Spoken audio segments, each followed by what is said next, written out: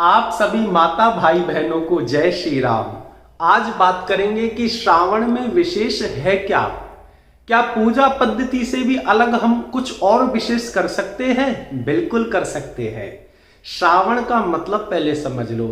श्रावण का मतलब है समाधिष्ट हो जाना। वो कैसे? क्योंकि देवसैनी एकादशी अभी गई है और सारे देवता सो चुके हैं।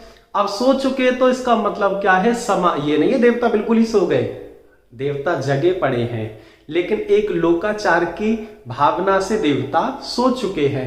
अब श्रावण में क्या है? समाधिष्ट हो जाना। श्रावण का मतलब है शांति पाना। श्रावण का मतलब है सृष्टि से मिल जाना, सृष्टि को समझना। आप जितने भी आपके शरीर में बीमारियां हैं, जैसे हमारे 7 चक्र हैं, जितनी भी शरीर में बीमारियां हैं, आप श्रावण में उनको दूर कर सकते हो। अब आप कहोगे वो कैसे?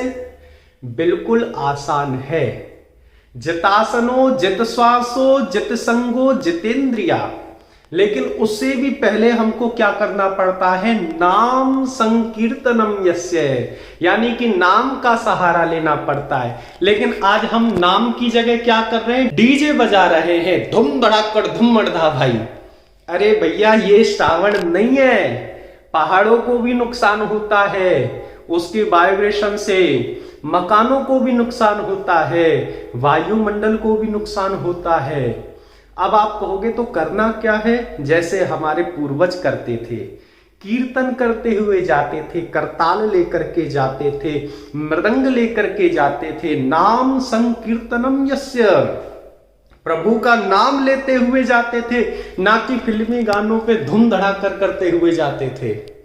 अब करना क्या है? जब नाम संकीर्तनम यस्य, तो इससे क्या होगा? इससे आत्मा और मन दोनों झूम उठेंगे। फिर उसके बाद में जितासनो, आसन को जीतना है। आप कोई भी पूजा मत करो। देखो, मैं आपको पूजा करने के लिए मना नहीं कर रहा हूं, ये एक दूसरा विषय चल रहा है कि श्रावण में हम विशेष क्या करें। और तो आप कोई भी पूजा मत करो, केवल क्या करो? आप पद्मासन की मुद्रा में सही प्रकार से उत्तर दिशा में मुख करके बैठ जाओ। आपने पेड़ देखा है ना, पेड़ कैसे रहता है? ऐसे रहता है सीधा, लेकिन जब मर जाता है वो झुक जाता है।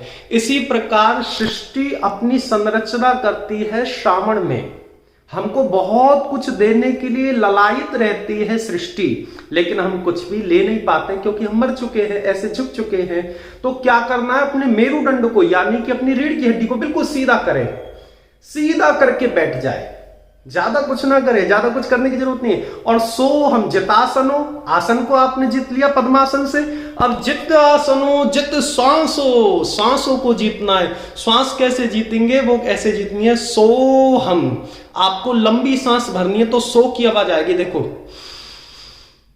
अब बिल्कुल आराम आराम से ये सांस आपको छोड़नी है। कैसे? ये हो गई हम, सो हम। इसका जाप करना, जितासनो जित श्वासो जित संगो, अपने संग को जीतना है। कई लोग कावड़िया क्या करते हैं? नशा करते हैं। कई लोग पता नहीं क्या क्या करते हैं। श्रावण में संग को कैसे जीतना है? अपने खान पीन को जीतना है, भरत बनना है आपको। तो जितासनो जित श्वासो जित संगो जितेंद्रिया। फिर आप अपनी इंद्रियों को आसानी से जीत जाओगे। यही श्रावण है। समाधिष्ट हो जाओ मेरे भाइयों, नाना प्रकार की आपकी बीमारियां दूर हो जाएंगी।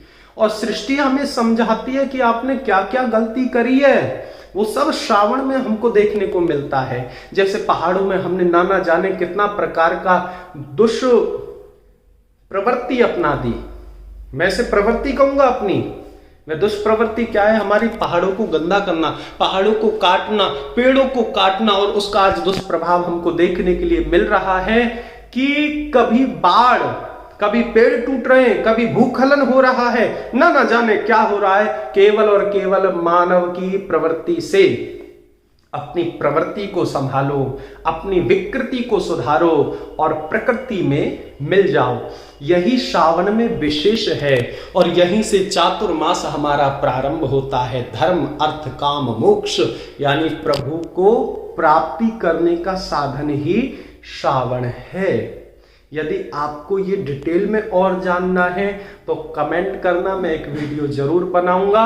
और नीचे कमेंट में ओम नमः शिवाय। नाम संकीर्तनम इससे क्या है, प्रभु का नाम ही है, भगवान का नाम ही है। ओम नमः शिवाय ये ही जाप करना है। और सोहम, अपना पद्मासन लगा करके सोहम, यानी कि सो हो गया और हम कैसे, बिल्कुल आराम आराम से सांस छोड़नी है, हम। इस प्रकार से आप सभी को श्रावण मास की हार्दिक शुभकामनाएं। जय भोलेनाथ, जय शिव शंभु, जय हिंद, जय भारत।